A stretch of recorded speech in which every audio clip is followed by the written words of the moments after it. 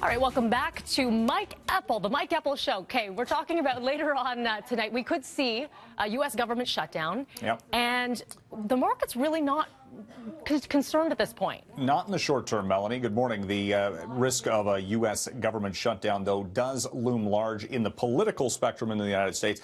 They've actually been without a budget dating back to October last year. They've been doing these short-term funding measures to keep the government operations going, to pay for things like the military and government services, keeping the national parks open for business, for example. Last time they shut things down from a government standpoint was back in 2013, and that happened in the summertime, which actually affected a lot of American travelers going to national monuments, for example. So there was a lot more concern about it. This time, not as much. And from an economic standpoint, if in fact you take the government out of the equation, yes, it does have an economic impact, but it does have to last for several weeks, and no one's expecting that at this point. So as it stands right now, we've got the Dow futures doing again another 100-point gain expected at the opening of trade this morning. The Dow comes in above 26,000. We had earnings in last night from IBM for the first time in 5 years. Big Blue saw revenue strength on a quarter-to-quarter basis, but the stock's down 2.5%. Go figure. It has been one of the best performers on Wall Street so far this year.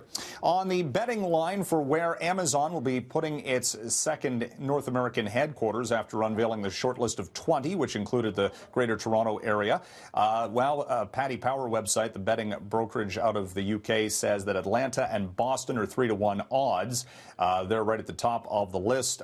Toronto mid-market in and around 14-to-1. But some people say that, you know what, they could just put it here in Canada, just be a poke in the eye of the Trump administration. You never know, they might go with that, or just because they don't want to ranker Washington, they'll keep it in the United States.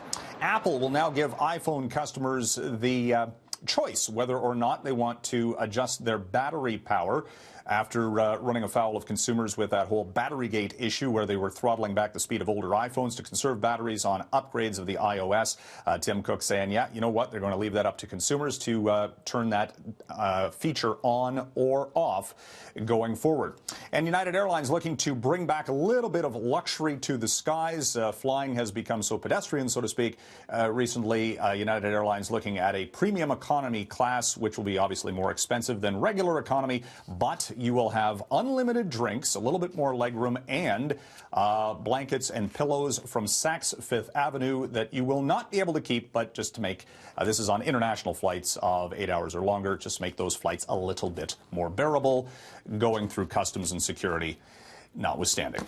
We'll send it back to the studio. But if you're not willing to pay the money, then cramp yourself up, pay through the nose for all of that, and bring your coat to use as a blanket. Yeah, well, United also has a service where they just have, here's the seat, and if you want space in the overhead compartment, you got to pay extra for that. No kidding. So there's so many different classes of flying. Oh, it on is. the U.S. carriers. Yeah, flying used to be wonderful. Thank you, sir.